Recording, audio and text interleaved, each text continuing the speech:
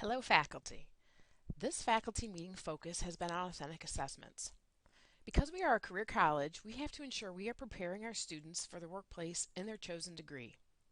To ensure we meet academic standards, there is an authentic assessment rubric to measure our portfolio projects. In 2014, with our refreshed new focus of Employable You, our authentic assessment rubric criteria changed. For the most part, about 70% of the rubric is the same, but a few categories and criteria have been added. I just want to take a few minutes and go over the authentic assessment and the new criteria.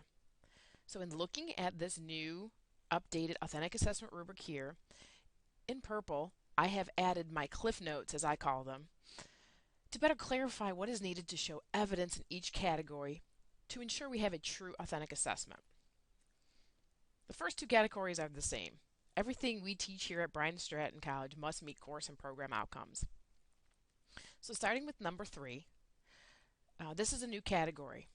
The biggest question here is to ask when creating and or revising a portfolio project, is this something that a graduate would be doing in the workplace? You are the experts in field, so we rely on you with your talents and expertise to ensure we create projects relevant in the workplace.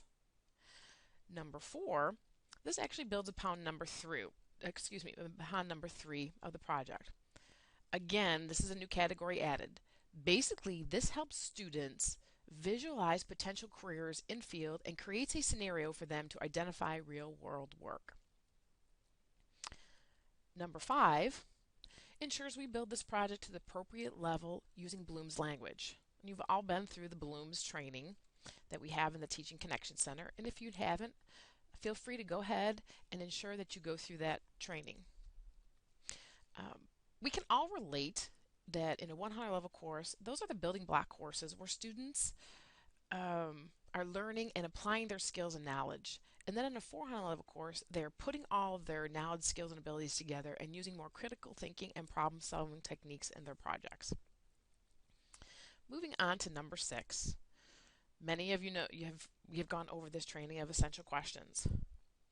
This is just brainstorming activity to see what students know about the topic.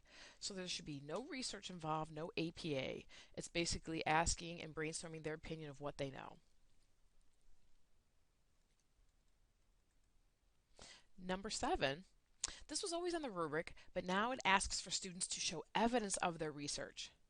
So you'll see in some projects there's a statement about, go to the virtual library and use 4 scholarly references. That doesn't count anymore. We need to see how students and why students selected and use the resources to support their project. This can come in as many as a separate paragraph at the end of the project stating how and why you selected and use those resources. Some projects built in a annotated bibliography to summarize a source, and then they tell them why they selected that source. Category number 8. This has always been there, but now it's been revised where students have to have an oral component.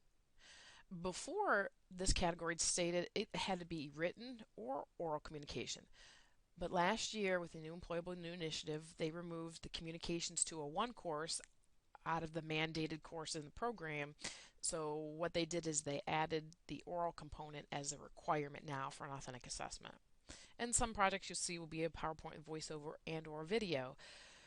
Just be cognizant many students don't want to record themselves, so if the directions do state they must record a video, you can go ahead and say yes, you can have a PowerPoint with voiceover. And just maybe not give them the full credit if it calls for a video. Number 9 is, this has always been there as well, but now in the where students have to articulate their workplace capabilities. So you may see in some of our projects for 8 and 9, we kind of combine them at the end to where students have to speak about, do an oral presentation, so we're capturing number 8, about the specific workplace capability tied to that course. Remember, you can find that in the faculty information tab in the course as to what course meets what workplace capability, and students select 1 or 2 of their own and why they feel it meets those workplace capability. Then 10 is basically the project, how it's scaffolded out for the 7.5 weeks, because students need to be able to get instructor and or peer feedback or both, make changes to submit their project at the end. Remember, this is a learning education institution, so the more students have a chance to revise and resubmit, a lot of learning is taking place. Then we have category 11, and what this is this is basically a quick checklist of everything up front. So it outlines real quickly as to what is needs to be done to make sure this is an authentic assessment. But there are 3 things that are not up front, that are not really a measurable item. It's just it needs to be on there. For instance, the required task within the assessment, which is on the chart on the front of the project, the timeline and due dates, and the grading schema, like how much this project is worth. And number 12, lastly, we must have a grading rubric with all of the projects. Again, when you see the yes, no, in order to be authentic, we must have yeses all the way down. We can't even have partially. So if one area is not met, say for instance the oral component, then it is not a true assessment. We have to fix that area. You might see some that have there's no course and program outcomes listed, so that's not a true authentic assessment. There might be some that doesn't have a rubric, so it must, like I said, it's all or nothing. There is no, it could be an authentic assessment with things missing. So I hope this video has been helpful, and we are looking for you all to help us ensure our projects in each course are up to the college's standards per the new rubric. We know many of our portfolio projects are reflective of the old criteria and need to be restructured to meet the new authentic assessment rubric criteria. Thank you.